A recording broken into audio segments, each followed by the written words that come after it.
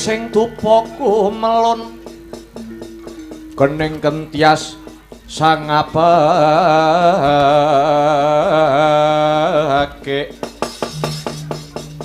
kawengku sagung jajahan pun nanging sanget hangiki sang resi kaneka putra kang hanjok saking miyati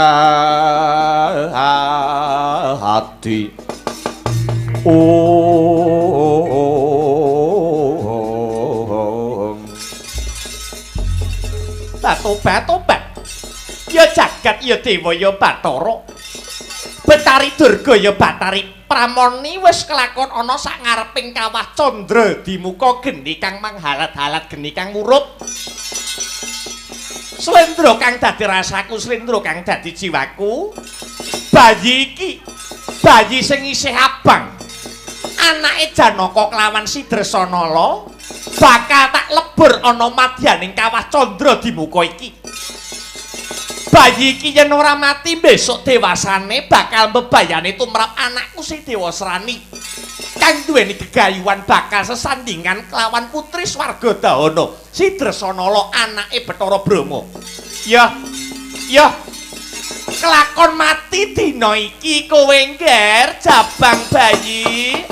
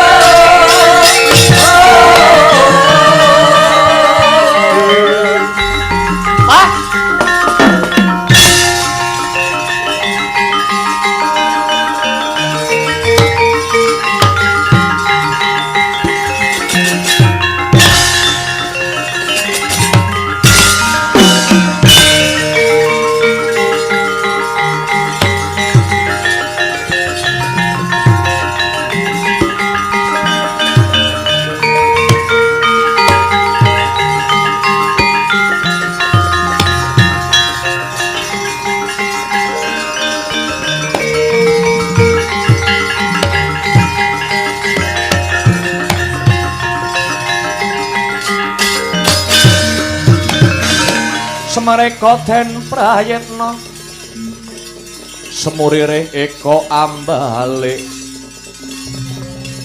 titiyani gandayani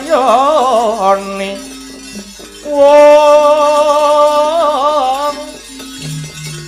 Presonya purnama sasi gilar-gilar semedining pengaing latar milangono lintang bima sekti lai mbegegek ugek sadulita hemel pranyata Gusti sing murbeng dumadi isih adil marang umate ketitik jabang kang isih abang jabang bayi sing durung kalepetan dedosan lah kok wis dicemplungke ana geni murup tujune ana Semar Badranaya pamonging tanah Jawa ya aku bakal ndedonga marang Gusti Kang Mahanasa supaya geni candra di muka iki ora mateni kowe ning malah dadi sumbering kekuatanmu.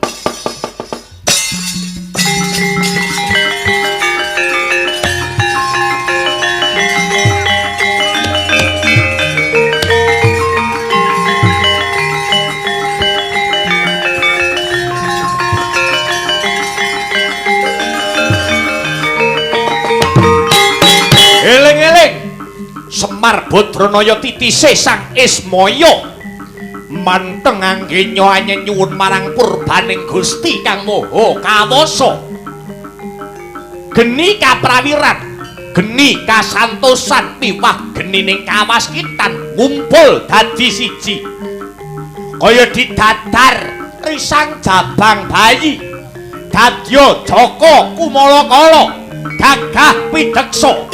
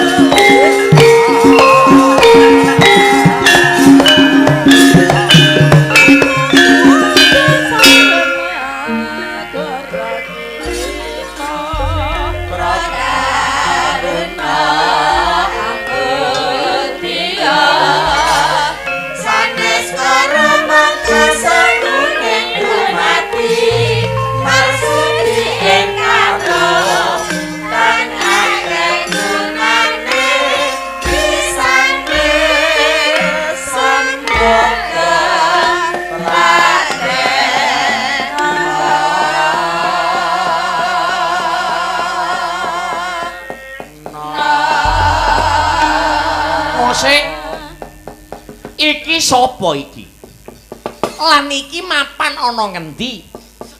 Kok ana geni sing ngupeng marang aku? Sampeyan niku nek nyeluk kula simbah. Lho, kowe apa mbahku? Mboten ning wajibe kedah ngaten. Sampeyan nyeluk kula simbah utawi kakek. Jenengmu sapa? Nami kula Semar Badranaya. Semar Badranaya, inggih. Lah yen jenengku sapa, Mbah? Sampeyan durung duwe jeneng. Loh, lah yen kaya mangkono, aku paring ana jeneng to, Mbah? Nggih. Kula paringi tetenger, kula paringi jeneng. Gandeng sampeyan saged gedhe, sampeyan saged diwasa. Awit didadar saka wisa-wisane geni. Jagat nyekseni kiblat papat 5 panter. Kula paringi tetenger, Semar paringi jeneng Bambang Wisanggeni Jeneksenan jagat saisini.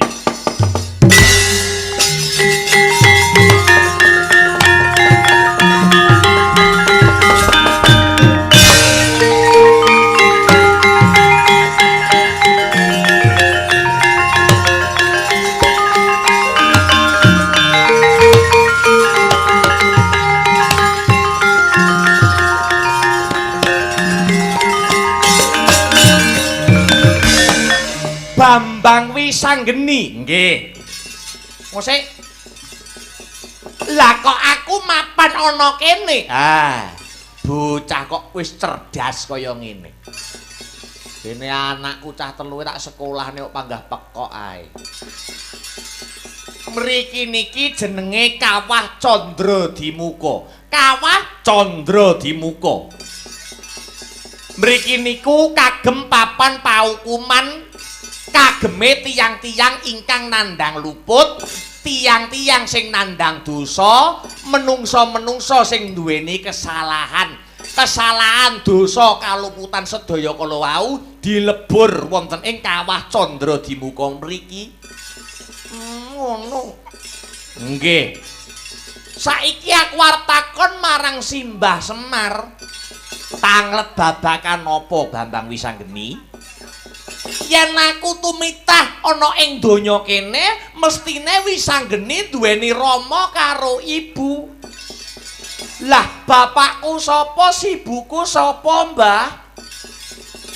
Nggih. Sampeyan takon bapak sampeyan, ibu sampeyan. Iya, bapakku sapa, ibuku sapa? Sampeyan aja takon karo Semar. Lho, lah banjur takon karo dewa-dewa kabeh nika. Dewa ki sing endi? Ha nika sampeyan nyawang mriko. Lah nika. Dewa-dewa kabeh nika sing do gawe sepatu, sing do gawe jas nika. Sampeyan tangleti sinten bapak sampeyan, sinten ibu sampeyan. Lah yen dewane ora ngerti, jotosi kemawon. Lah kok dijotosi kek? Lah dewa niku kudune weruh samubarange. Dewa niku Mas Kita. Dewa niku wis ngerti sadurunge winarah. Dewa niku duwe catetane menungsa kang sumebar ana jagat raya. Nek nganti dewane ora ngerti bapakku sapa, ibuku sapa, jotosi wae. Jotosi, siap.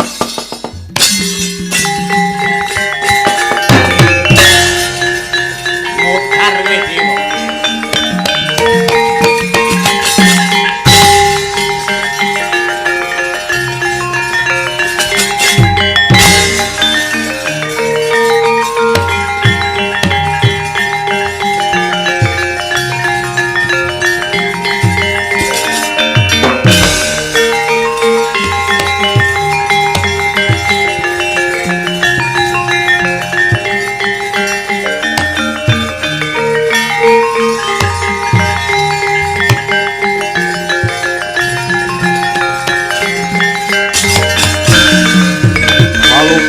Kuning lekas lukita linuting kidung kadung kadar ngamomong iwit ladalah tublas iki ana menungso bocah lagi wingi sore bocah durung ilang pupuk lempuyange petrek-petrek munggah ana kayangan Suralaya malang kadak malang kerik ora duweni tata krama karo para dewa. Sopo jenengmu Kisana? Takon marang aku. Iya. Aranku Bambang Wisanggeni. Bambang Wisanggeni. Iya. Nitik saka busanamu, kowe nganggo jas gawe sepatu. Kowe dewa, aku dewa. Dewa sapa? Dewa Indra. Sipate dewa kuwi wis ngerti sadurunge winarah. Sipate dewa kuwi waskita. Yen pancen dewa kuwi waskita, aku bakal takon karo kowe Dewa Indra, takon babakan apa? Sapa bapakku, sapa ibuku? Sing ngerti iki ya gek sapa? Wong lagi sepisan iki weruh, lagi sepisan iki mitambuh. Kok ngerti-ngerti takon sapa wong tuane? Aku ora ngerti, ora salesan. Ngerti ora? Ngerti sapa bapakku? Ora ngerti. Ngerti sapa ibuku? Aku ora ngerti. Jotosi!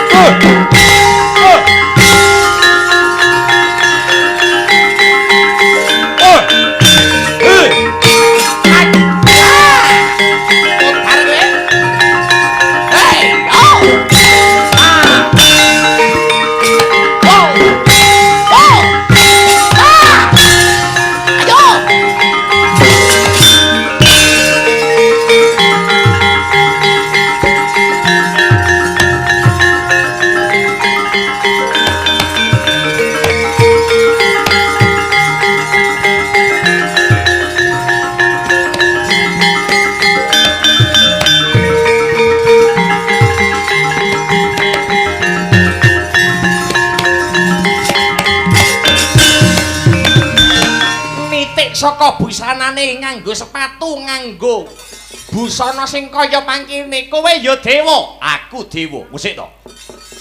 Kowe munggah ana kayangan drajak-drajak ora basa karo para dewa. Kowe ora duweni yuda negara, ora bisa tata krama karo para Jawata. Aku pancen ora bisa basa. Jenengmu sapa? Bambang Wisanggeni. Munggah ana kayangan gawe geger. Apa sing mbok karepake? Aku mung bakal takon karo para dewa. Takon babakan apa? Yen pancen dewa kuwi sipate waskita wis ngerti sadurunge winarah.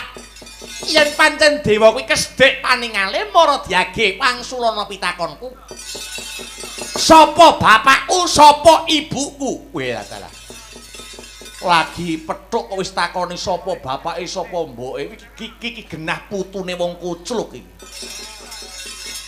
Ayo ngerti ora? Aku ora ngerti. Jotosi!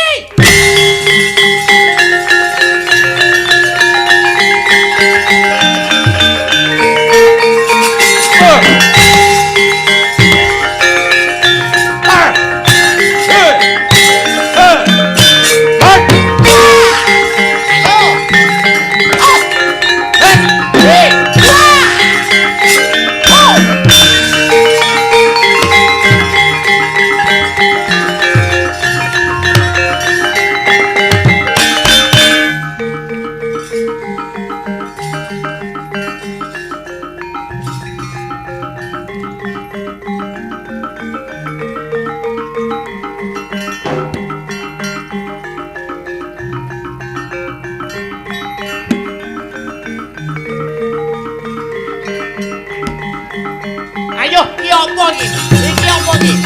Oh.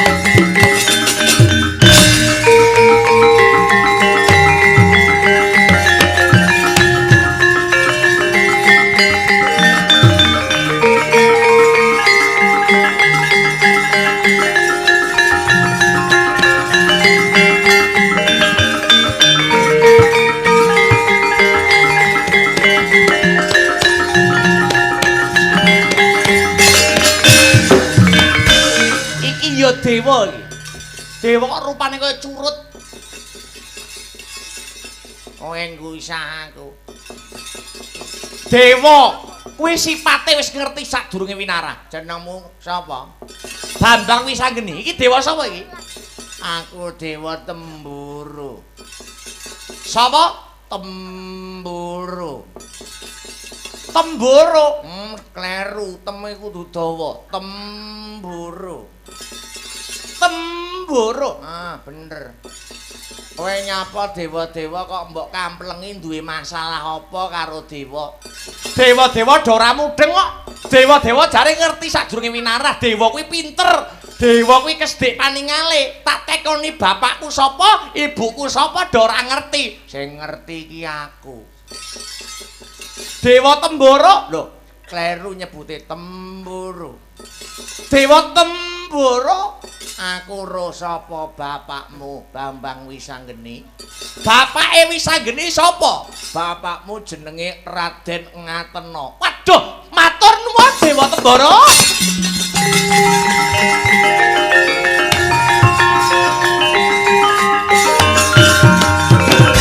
Ora nduga mono. Mung paduka sing ngerti sapa Sudarmaku, sapa bapakku. Bapakku sapa mau? Jenenge Raden Ngatena. Lah ibuku Jengatena. Bapakku Raden Ngatena, ibumu Jengatena. Wis bali ya aja ngrusak kayangan, engko eman-eman.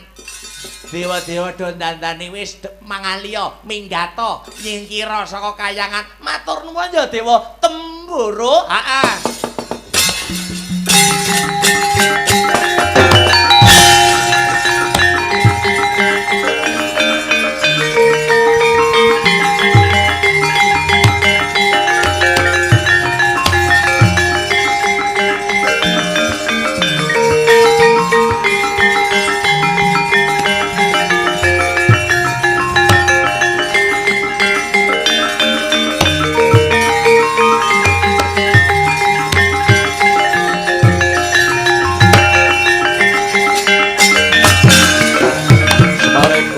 Prayitna semuririh eka handale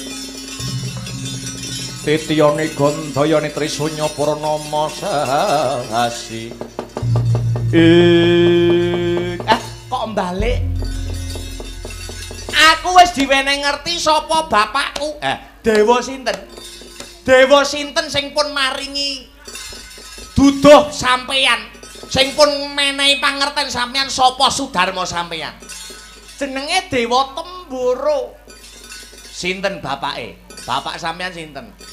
Jarene bapakku jenenge Raden Ngatena. Ibuku Jengatena.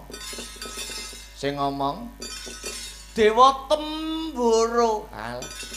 Niku dewa ngapusi, dewa awu-awu. Bapak sampean sanes niku ngamuk melih jotosi para dewa. Wah, dewa ngapusi.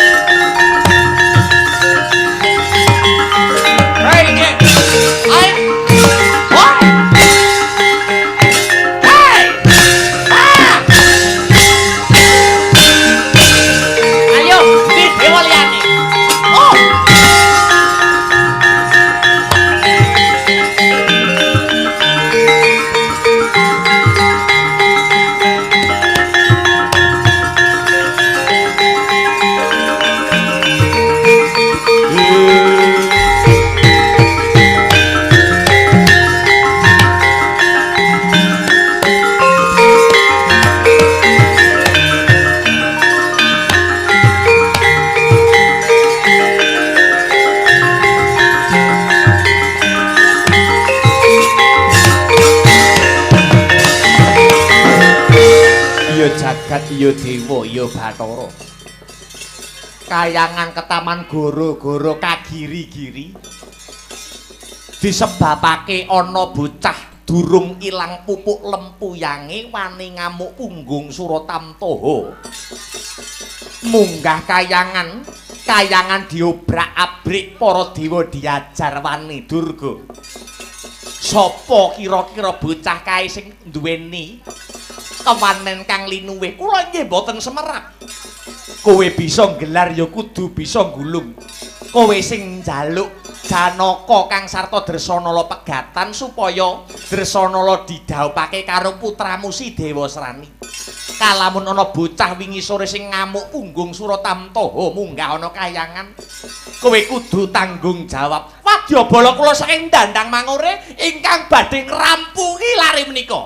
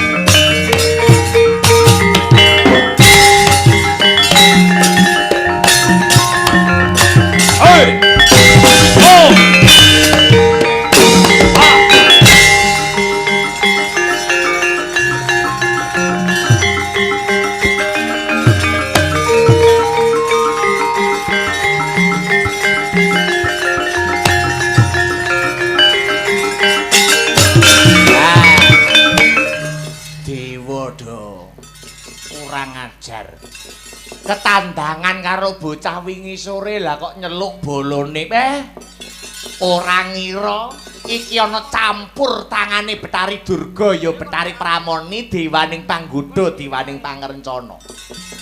Bambang Wisanggeni arep dikeroyok karo prajurit baju barate si Betari Durga. Ya Semar ora mung meneng wae, tak goleke bantuan supaya kon ngewangi Bambang Wisanggeni.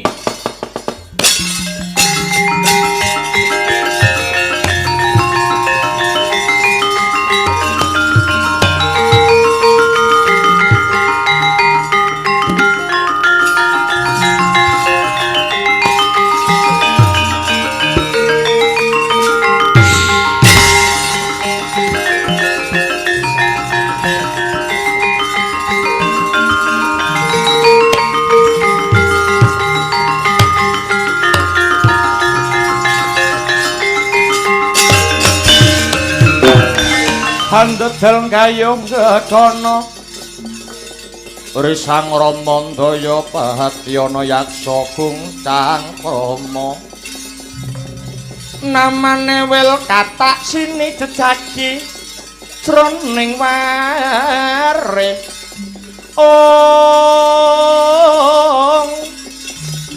mbadhok ulam tanpa tuwuk mina-mina jro calatri mila gugu saben ari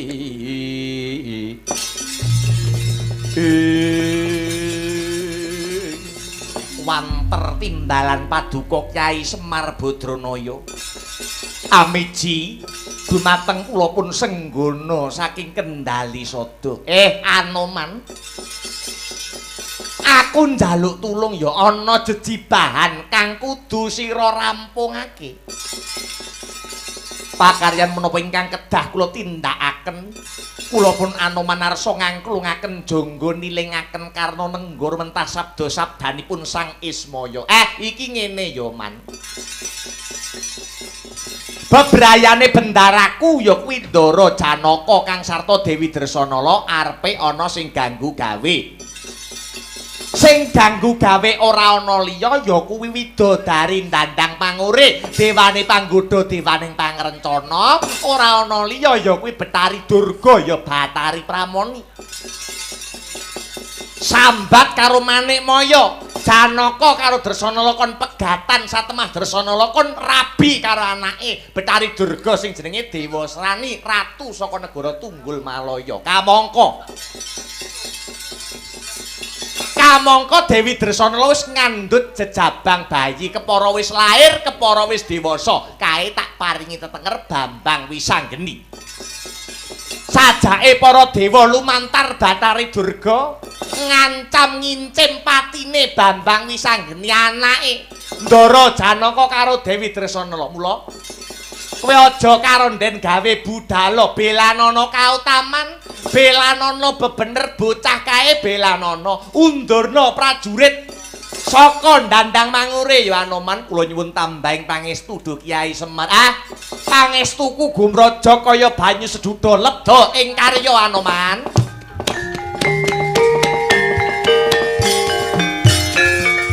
Anoman malumpat sampun prapteng mitring Nokasari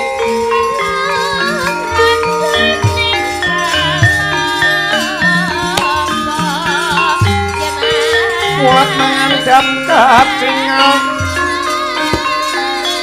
manudya yukur ageng kelong rusak korlan desmo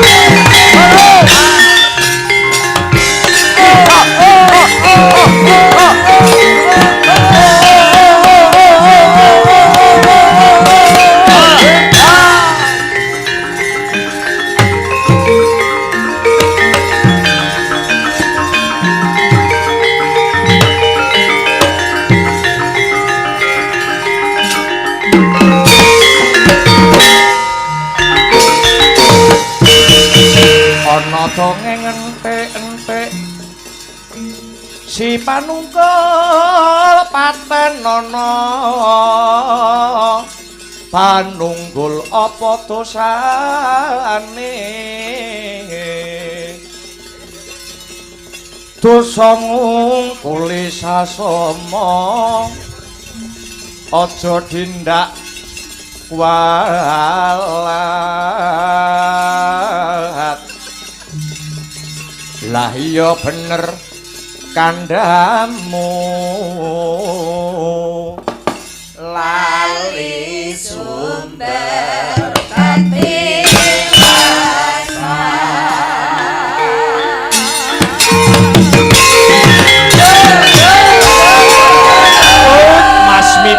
Mas miber panonku pating kalepyur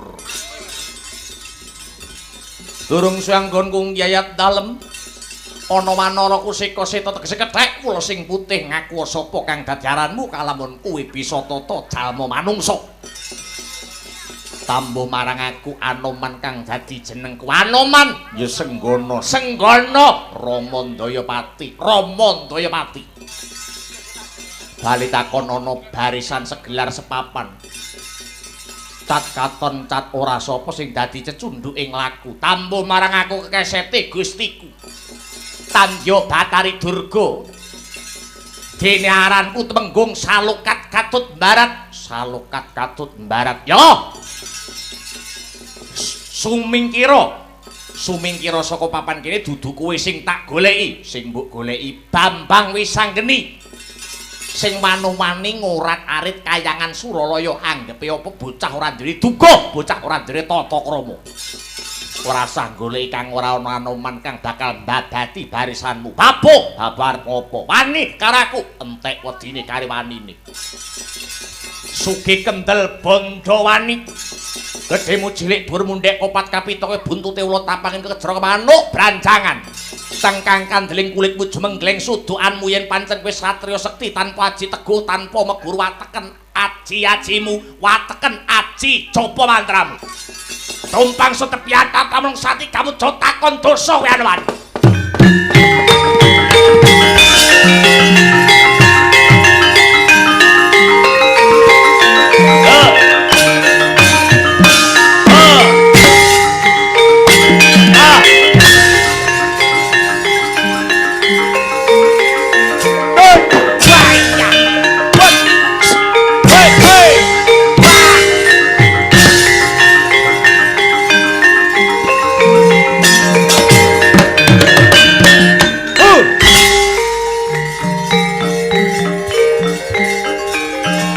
Edan-edanan karo Mas.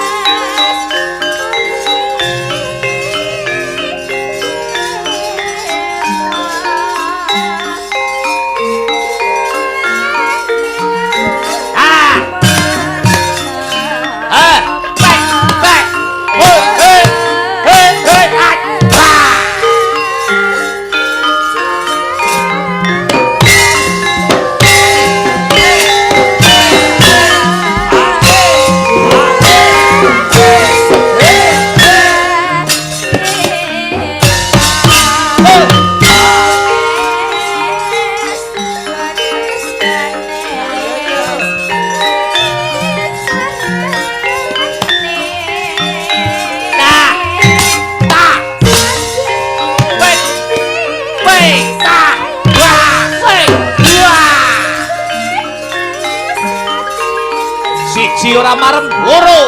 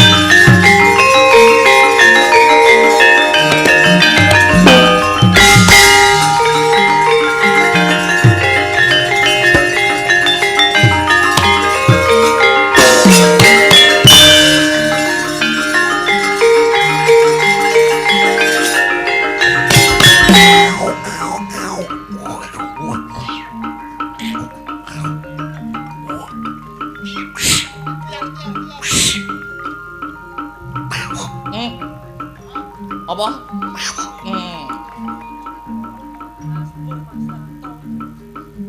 Hop. Wah. Oh, wait. Wait. Wah. Oh, oh, wait. Hai. Wah.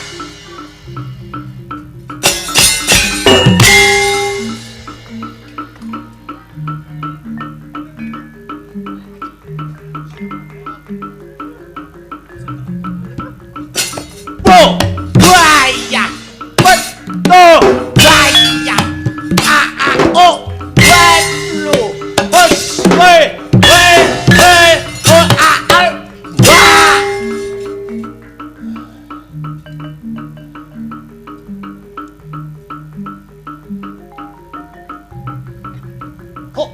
Oh, hello, oh, waya, whoa.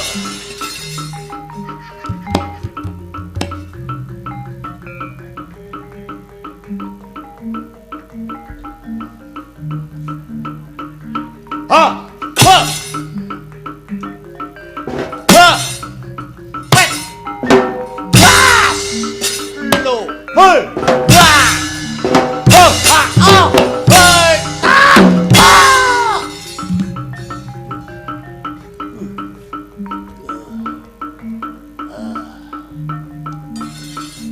Hot! Oh!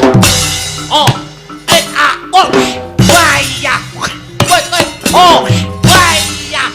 Oh, ah, oh, oh, oh, oh, what, ah, ah,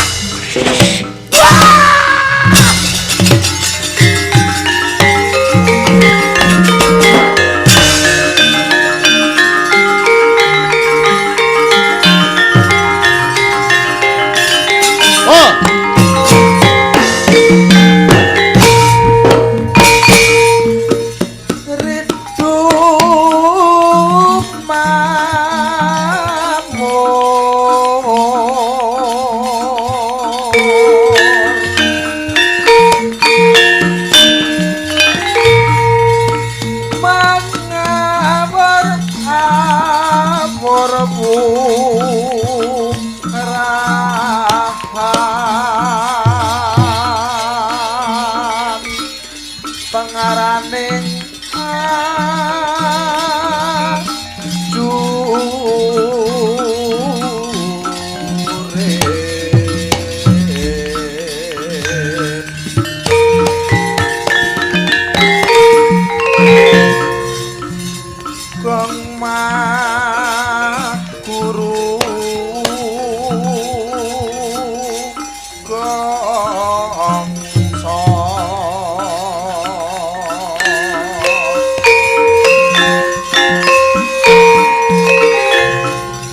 kata kaya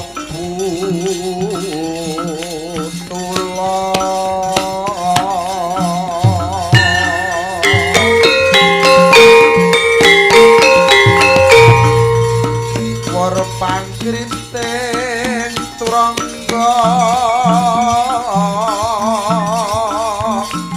esti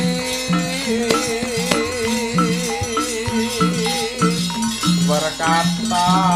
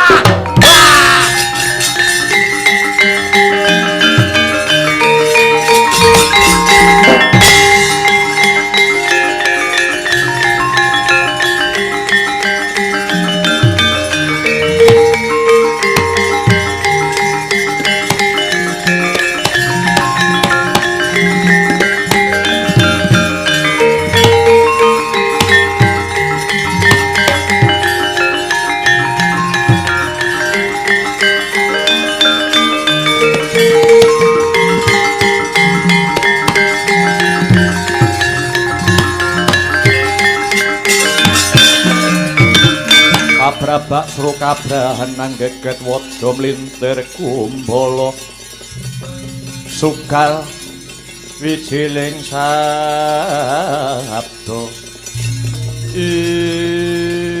iki menungsane wani ngamuk punggung Suratamtaha kayangan Suralaya nggo jag-jagan merga dewa ora nuduhke sapa wong tuaku dewa ora nuduhke sapa bapakku dewa ora nuduhke sapa ibuku jenengmu Bambang Wisanggeni ayo kalamun dewa ora nuduhke sapa sudarmaku kelakon kayangan tak dadekke Karang Abang tibani bledhek salah mangsa gegunture Bathara Guru mbuh ilang nyawamu kowe Bambang Wisanggeni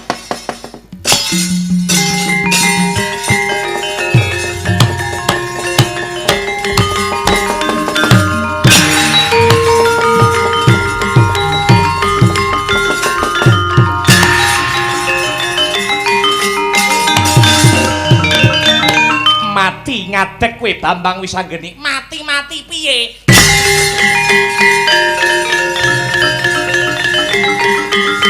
oh yo oh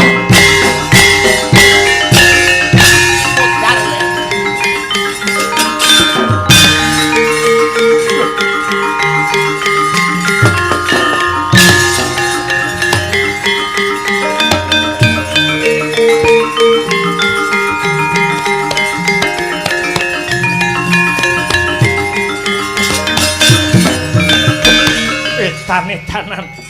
Sajake bocah kae lagi winong wong ing dewa ketitik ndak tibani gunture Bathara Guru ora ginawe rasa. Kayangan ora bisa ana kang paring dalan pepadang. Kejaba mung pamunge wong tanah Jawa Kyai. Kyai Semar aku njaluk senjata pitulunganmu Kyai.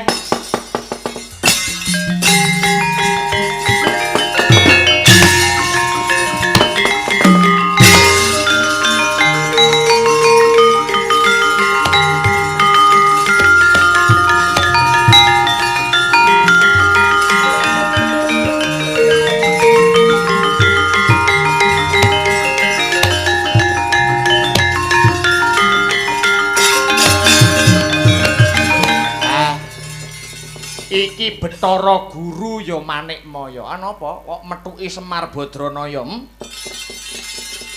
Aku wis nitik. Wis niteni kok Ru Guru. Kowe angger methuki Semar Badranaya nek pas arep butuh tok. Nek ora butuh kowe ora tau ngendangi aku. Wah, ndlampok kowe. Kakang Semar, ana apa? Apa sing kudu tak bantu? Aku njaluk senjata pitulunganmu, aku njaluk tombak kenceng.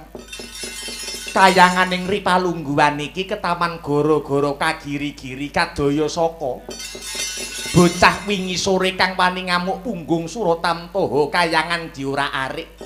Para dewa padha kasur ing jurit. Katone bocah kae lagi winong wong ing dewa. Kowe aja nyalahke bocah kae, kowe aja njaluk bantuan luwih dhisik karo Semar Badranaya ning luwih dhisik kowe petanono karo keluputanmu. Kira-kira kowe duweni salah apa? Kira-kira Bathara Guru duweni dosa apa? Ayo, kira-kira kowe duwe kesalahan apa? Kowe wani misahke katresnane bendaraku. Ya kuwi Raden Arjuna karo Dresanala. Kamangka bendaraku Janaka karo Dewi Dresanala kuwi rabi sing mangestoni, sing ngidini kuwi kowe. Lah kok bareng wis mbobot, bareng wis anak-anak arep mbok pisahke mung nuruti karepe anakmu karo bojomu. Iya apa ora? Ayo aja kriyap-kriyip matamu kowe. Gelem ngakoni keluputanmu apa ora? Yen kowe ngerti bocah sing ngamuk punggung kaya anake Ndara Janaka karo anake Ndara Dresanala sing wis ngancik dewasa. Yen kowe Bathara Guru ora njabel keputusanmu, anggonmu bakal misahke katresnane Ndara Janaka karo Dresanala. Yen kowe tetep arep neruske rabine anakmu Dewa Serani karo Dresanala, bocah kae tak umbar ben kayangan arep bedah kowe ora usah sambat karo Semar Badranaya. Waduh.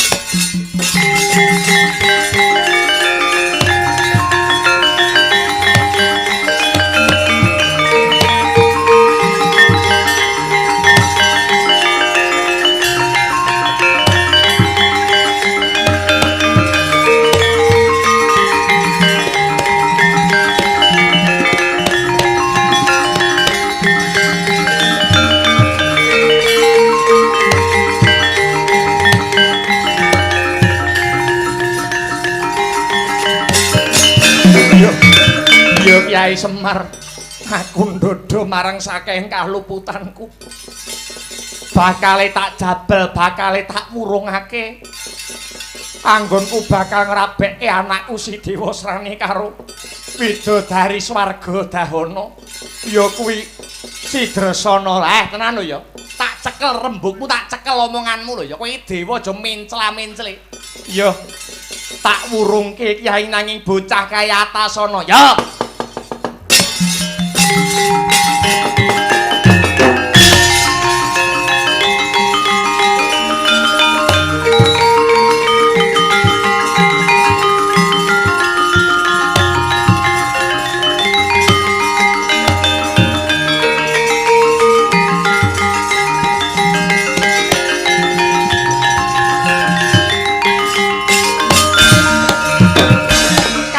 Dewane padha kalah kek.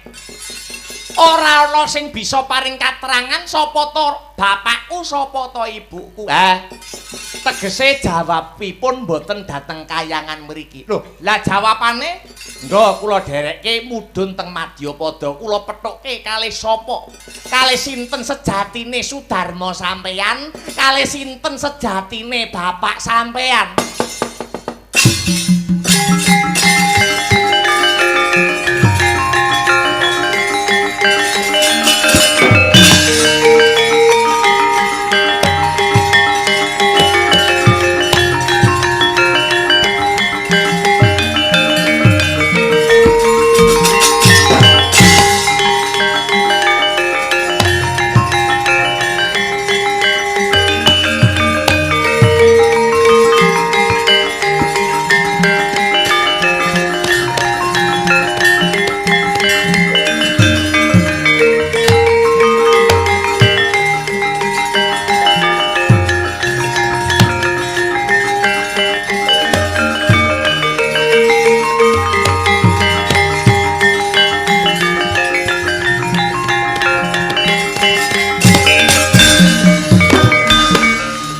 Kyai Semar kang merpeki marang Dananjaya Kyai.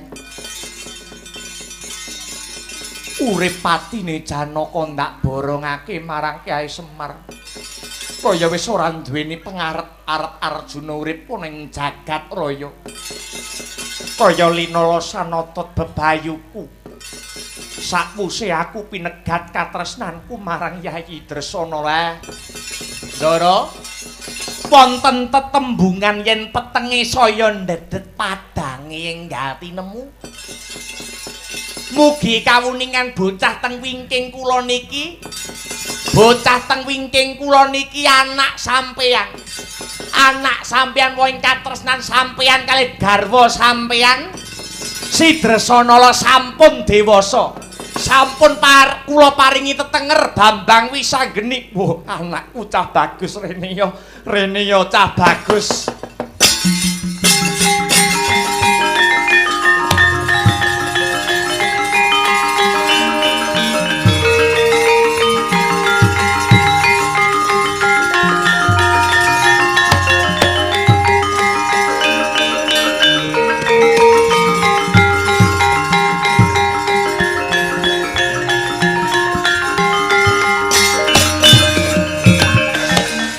Bektiku kato Rama. Iya. Anak anungane Ndita Wisanggeni. Wis tak tampa ora liwat pangestune wong tuwa ditampani. Pangestune Kanjeng Rama ndak tampa, muga andadekake kasantosaning Wisanggeni. Iya bocah bagus Kyai. Kyai Semar banjur garwaku Yayi Dresana mapan ana ngendi ya? Bathara Guru sampun nglenggana ing reh kaluputanipun. Mangslametke bojo sampeyan Dresanala wonten Tunggul Malaya. Yen boten jenengan wilujengaken selak dinggo bantakan kalih Dewa Srani.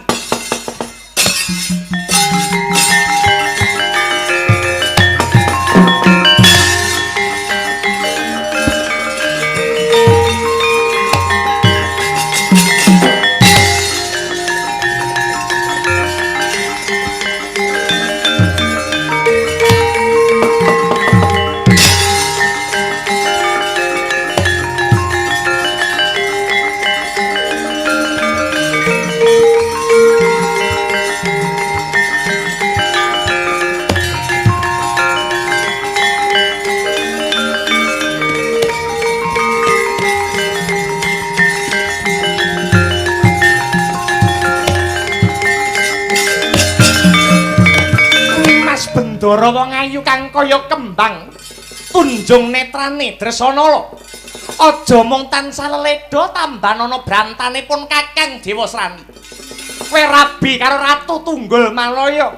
Ora bakal tumiba aning parang curi nanging bakal tumiba aning kasur babut bocah ayu. Maradyage ora ketang setetes aku njaluk tetesing katresnanmu. Wis dadi patembahane Dresanala. Ora bakal ladi wong lanang liya kejaba mung Pangeran Janaka. Kowe aja mbanggel. Kowe aja mbanggel rembug. Kowe gelem dadi bojoku apa ora? Saiki ora gelem apa meneh besok. Apa kelakon? Apa kelakon tak rudo paripeksa.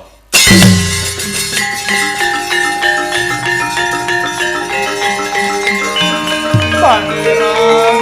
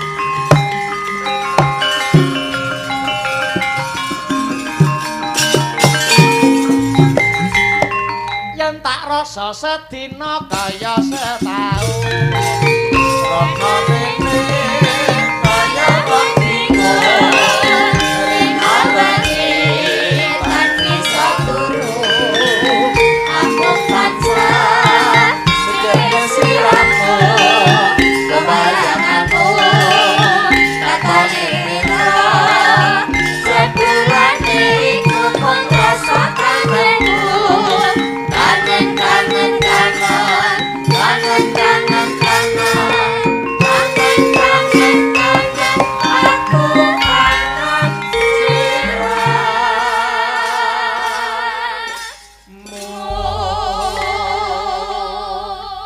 Gom nun cicitan ora iki sapa iki lha iki kena arep nostalgia iki sapa Garwanata Ngastina bojone Prabu Duryudana Dewi Banowati ora masa Imbiyen nalika sekolah jaman SMA Dewi Banowati wis lungguh njur dijejeri terus karo Ndara Janaka. Apa iya? Ketua kelase Ndara Banowati, wakil ketua kelase, ya ta? Kuwi Ndara Janaka. Kan ngono biyen. Ah iya. Saya cedak, kocapa pas rabi dhewe-dhewe. Apa iya? Kula waspadakaken menika Kakang Mbok Banowati. Dimas Janaka kapara nyata. Piye sing dadi kabarmu Yayi? Inggih. Wilujeng niskala mboten wonten sambikala. Syukur bagi sewu Yayi. Ora kok ateges pun Kakang bakal ganggu gawe nemoni Siadi ana kene nanging ana babakan wigati kang bakal rinumpaka magepokan kelawan panangise ponakanmu si Lesmana Mandra Kumara kang dina sakmengko lagi gandrung kayung-yung edan kepayang lawan kembang pertapan Cemara Gading sing ngawangi endang jayeng resmi mongko wis ndak titeni Yayi kalamun sing tumandang para Kurawa mesti gagar wigar mbabar wirang mula pun Kakang nemoni Siadi mung bakalin jaluk senjata pitulung aku pasrah bongkokan babakan palakramane ponakanmu Lesmana Mandra Kumara kelawan endang jayeng resmi inggih Kakang Mbok Jernyatanipun dados manungsa menika kewajibanipun kedah bebantu sama samaning titah.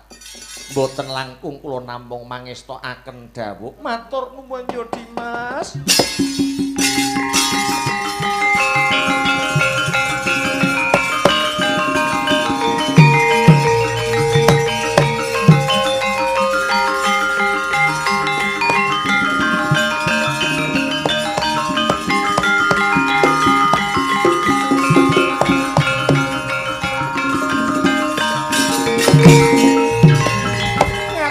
Panumun yo Yayi. Lesmana kuwi dudu sapa-sapa, Lesmana kuwi anake Banomati. Mongko Banomati lawan Permadi nadyan pinisah tata lair nanging batine tetep nyawiji. Aku melu ndedonga murih kasembadaning sedya yo Yayi.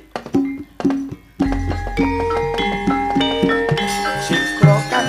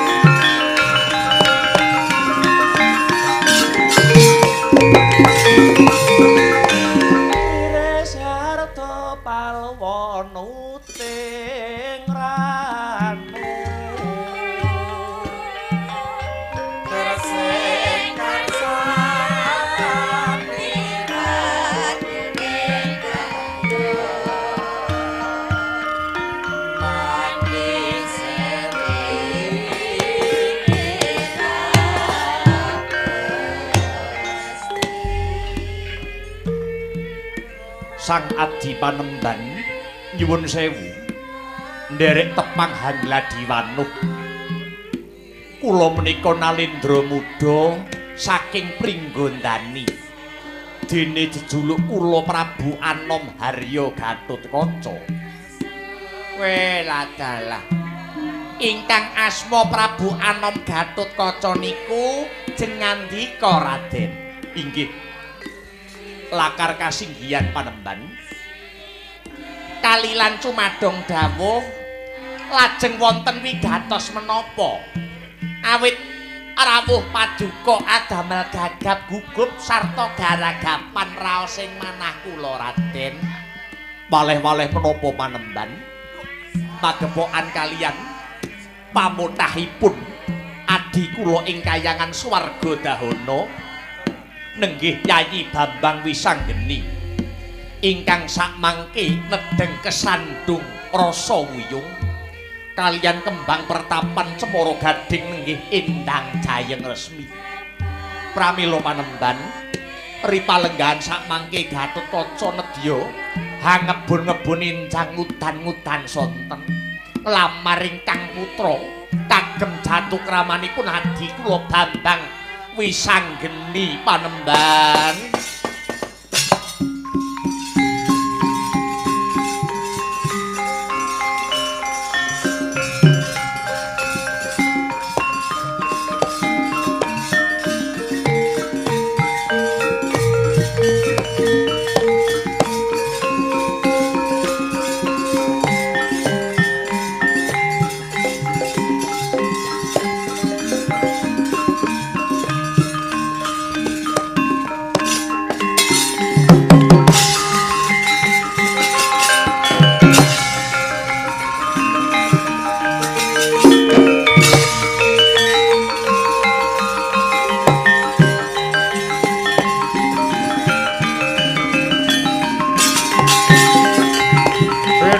Tamaneng nata berbudi bawa laksana lire berbudi mangkana lila legawa indriya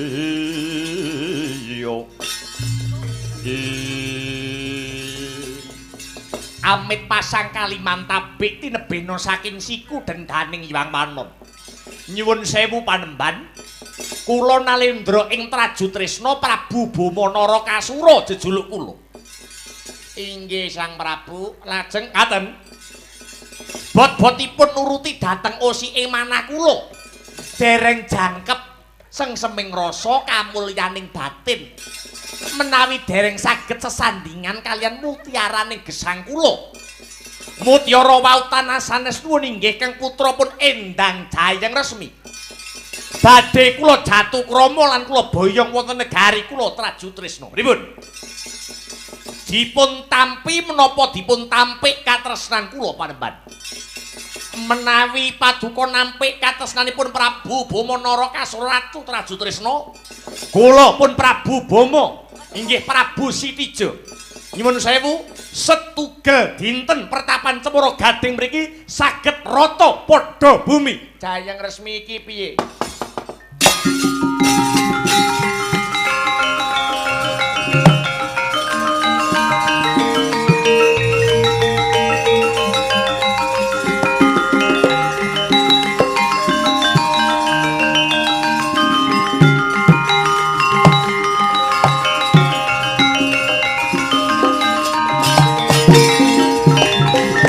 Dinten sakmangke kinarya rampunging perkawis wonten bebana ingkang kedah paduka wujudi.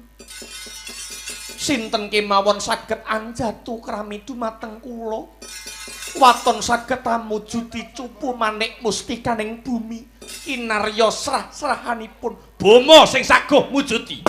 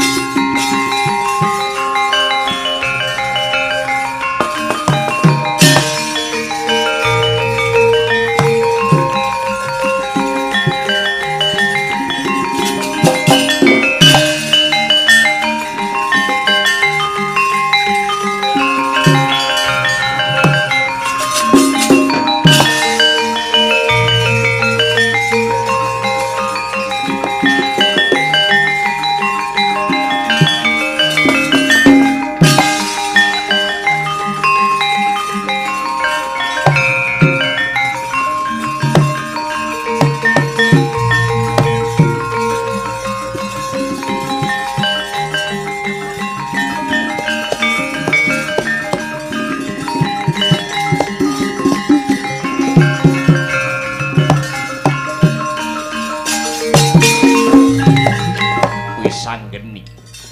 Piye? Sing gedhe pangapuramu. Dina iki Gatotkaca ora bisa netepi marang kesaguhan. Lho, kok ngono? Sing kepengin rabi karo Jayeng Resmi ora ngemungake kowe.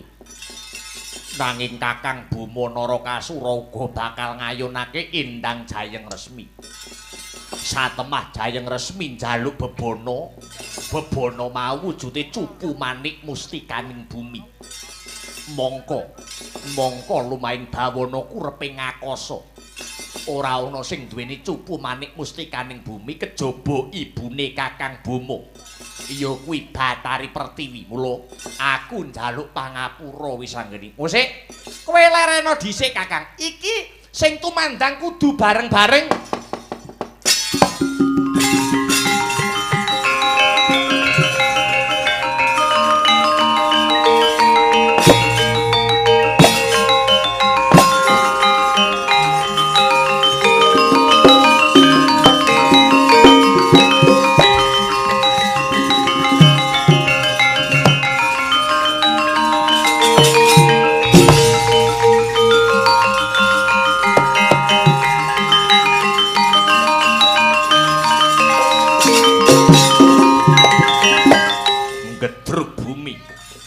Mratelakake Wisanggeni butuh bantuane Antarja. Ana apa Wisanggeni? Kakang Antarja, dina iki anggone Wisanggeni bakal dedaupan kelawan Endang Jayeng Resmi putrane Panemban. Jayeng Sabda saka pertapan Cemara Gading sajake ana sing bakal ganggu gawe. Ora ana liya kejaba Kakang Bomo Narakasura. Dina iki ana sayembara sing kudu diwujuti. Sapa wae bisa dedaupan kelawan Jayeng Resmi kalamun bisa mujuti. Serah-serahan cupu maneh mustikaning bumi. Mongko sing kagungan ora ana liya amung kejaba Batari Pertiwi. Banjur karepe Wisanggeni, Batari Pertiwi kuwi manggone ana sajroning bumi. Yen Kakang Bomo lewat daratan, Kakang Antarja bisa langsung ambles bumi. Disi ana lakune Kakang Bomo tak kira cupu manik mustikaning bumi iki mengko bakal bisa diregem luwih dhisik. Yo.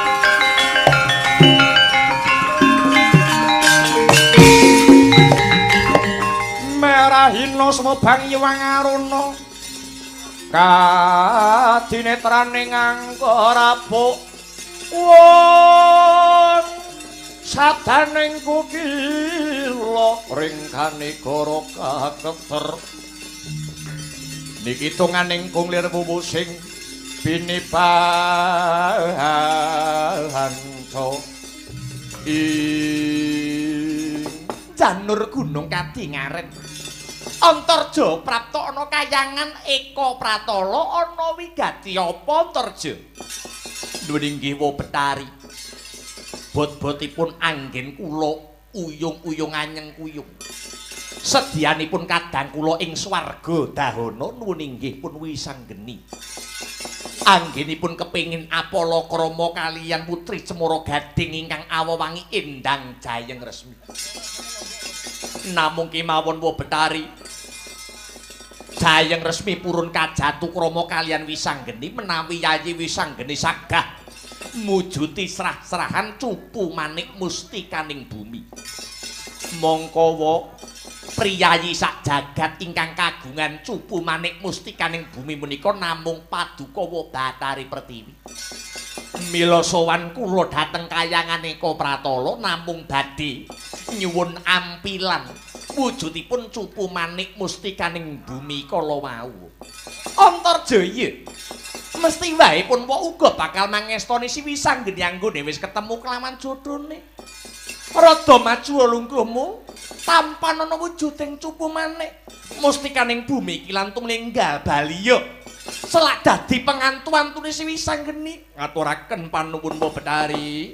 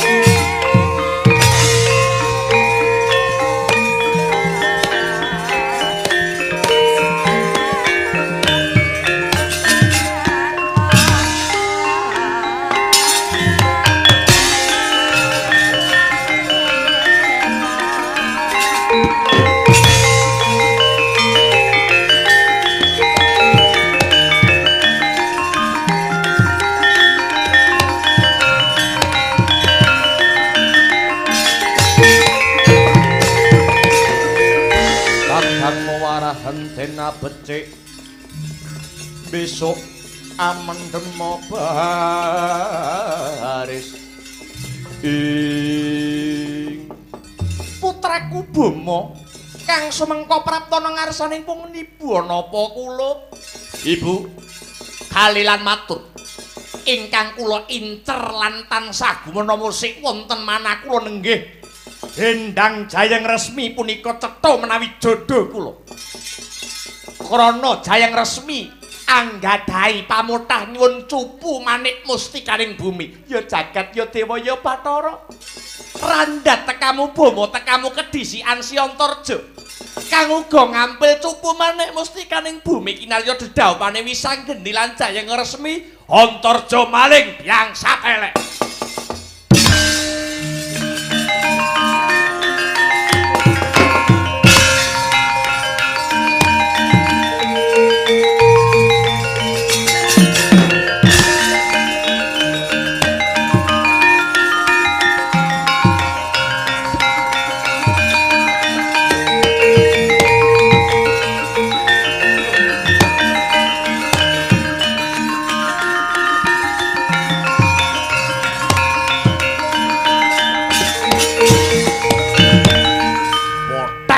Antarja maling ora enak iwake ora kaya Antarja balekno cupu manik gambar bumi ora sudi tencung akhirat tampanono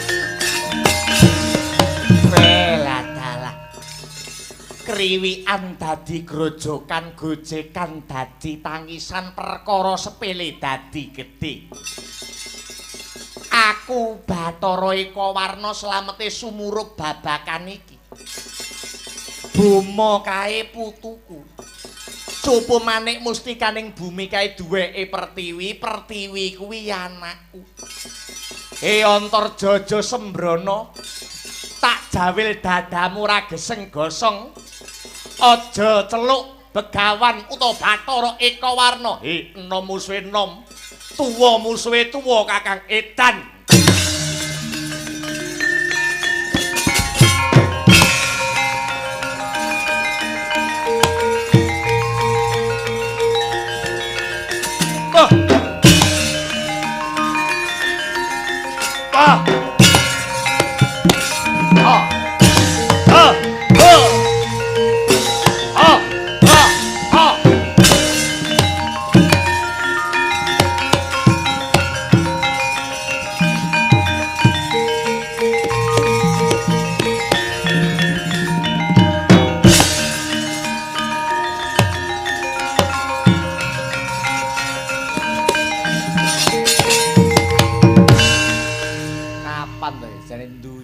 tentrem iki kapan, Jan?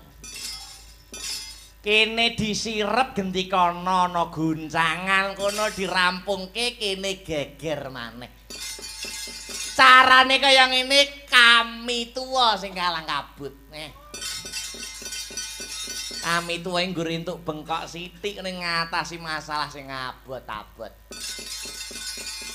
Eka Warna lan Antaboga padha-padha dewa ning dora kenek nggo patuladan. Kowe do ora iso leren apa kelakon nampa bendune dewa. Ayo mandeg leren.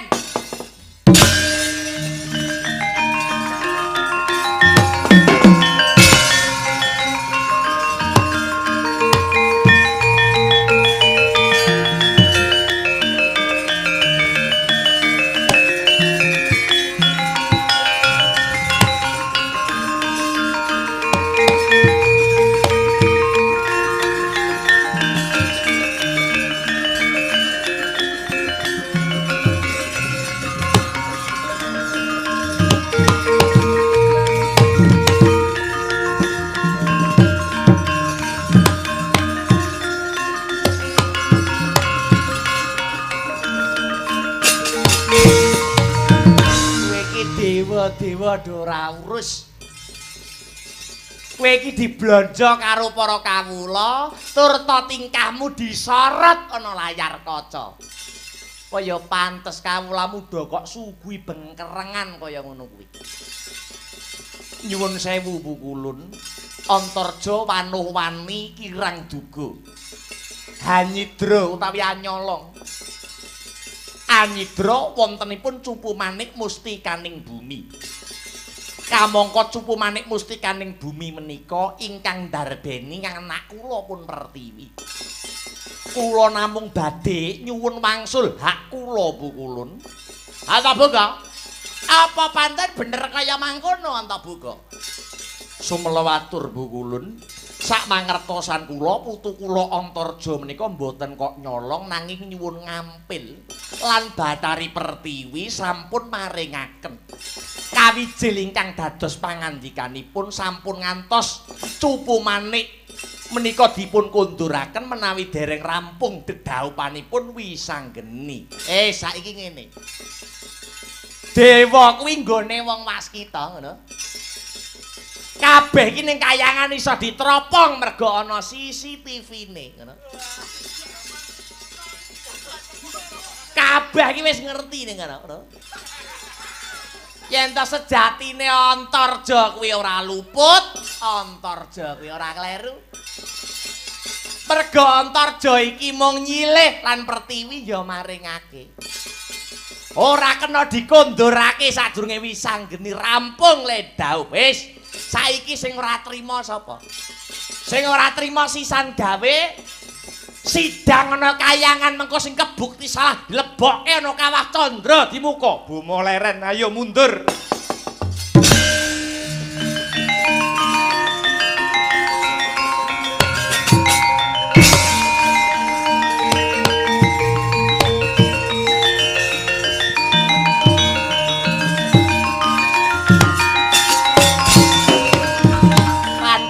Warna karo si Buma kae wonge rada sembranan.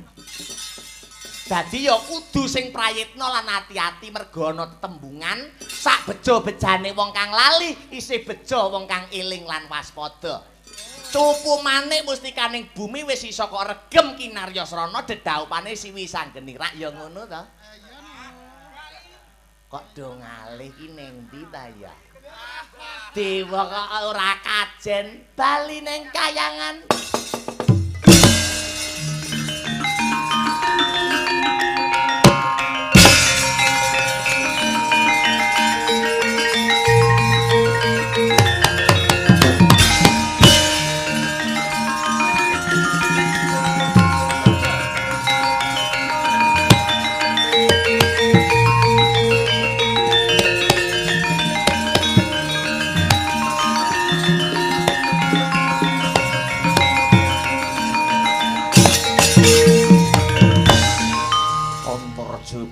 Saka ngendi ngampil wujudipun cupu manik mustikaning bumi kinarya serah-serahan dedhaupipun Wisanggeni kalian Jayeng Resmi. Kanjeng Paman, aku iki apane Wisanggeni. Paduka menika tiyang sepaipun sing wenang ngrabekke inggih namung Paduka Cupu Manik gawanen rene.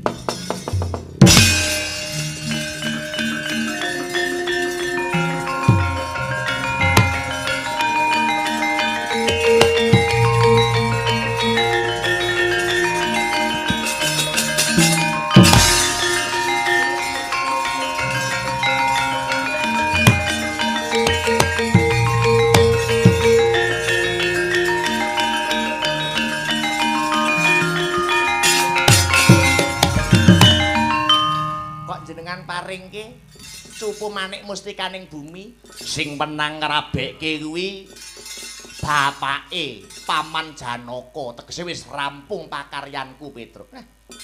Keblondrok sampean.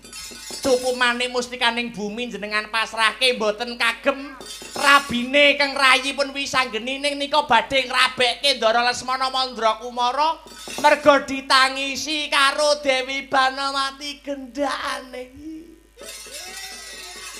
Pripun jenengan niku? Waduh, mati aku.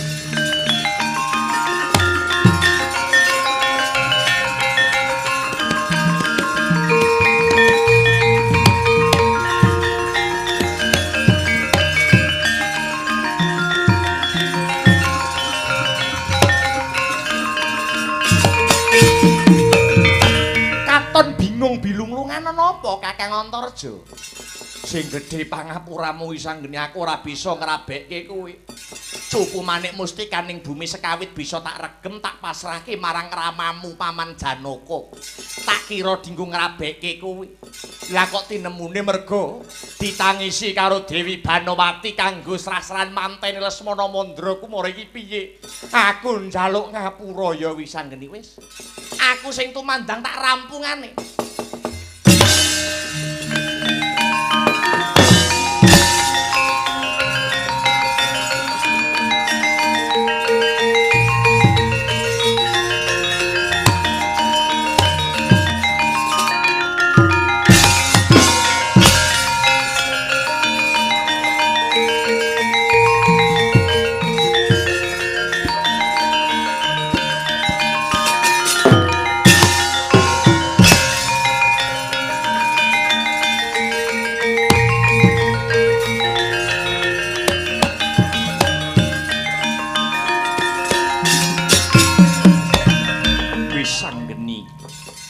Sing gedhe pangapuramu Cupu Manik Mustikaning Bumi ndak gawa tak nggo rabine Kakang Lesmana kowe ngalah luwih dhisik ya.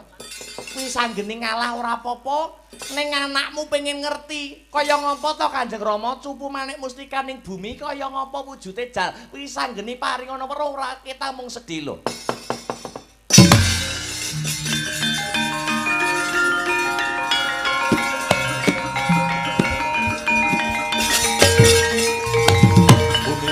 Langit lap-lap katon lurigin sanging alis risang maweh gandrum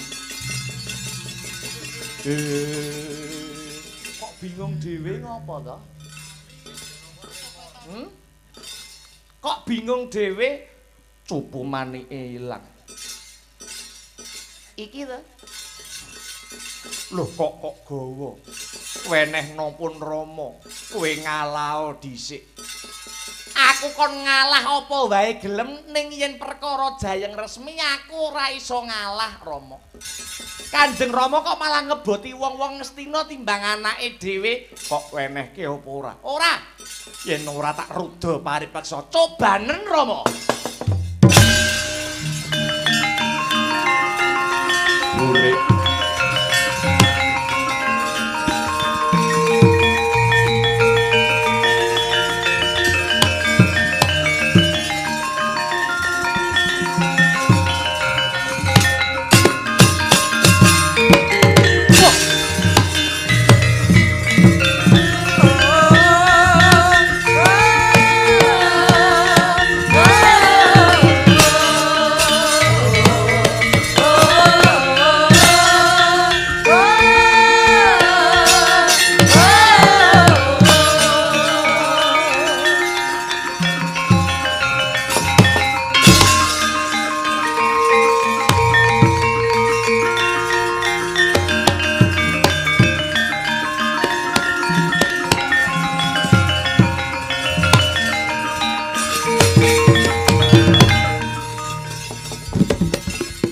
Apa iki?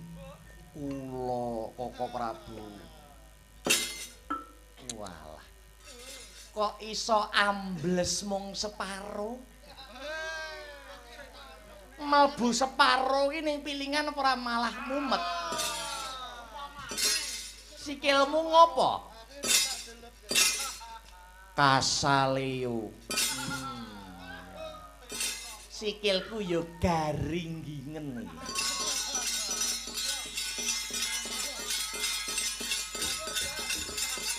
Petruk. Wonten dalem iki piye? Wonten dawuh. Ndaramu iki ngopo? Ndara Janaka to? Heeh. Niki jane nandur ngunduh. Salah. Sanes.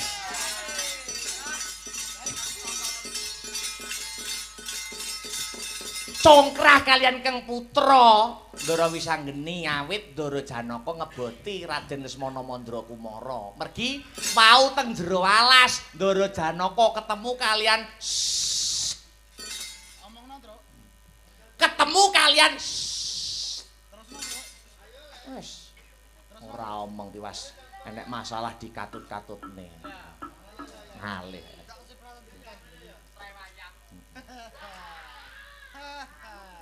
Gong. Weh, kok banterem to, Gong? Bagong. Gong. Ada apa? Ndaramu. Ndaramu Arjuna napa? Duka. Niki ta? Iya. Ndaramu Arjuna kuwi kena apa?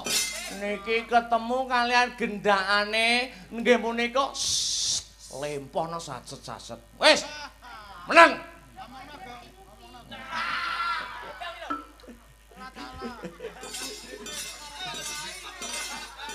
Nah apa? Lah niki kula bisiki mawon. Nah. Ora krungu, kula dereng bisiki ya. Nah. Piye? Kowe tobat apa ora Janaka? Nggih. Piye? Kowe tobat ora? Nggih, kula tobat. Rabekno anakmu ben diusadani karo anakmu si Wisanggeni.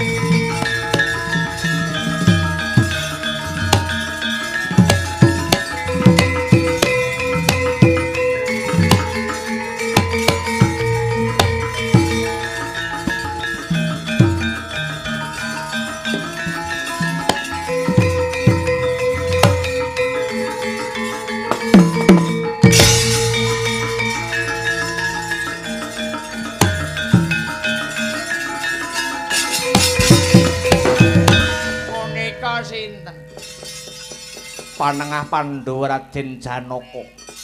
Wong tuwane Wisanggeni sing ana ngarep iki. Sedyaku bakal ndhawuhke putraku Wisanggeni lan anakmu Endang Jayeng Resmi. Serah-serahan wujute cupu manik mustikaning bumi wis kasemdadan kinayuh iki ndak aturi nampa panemban.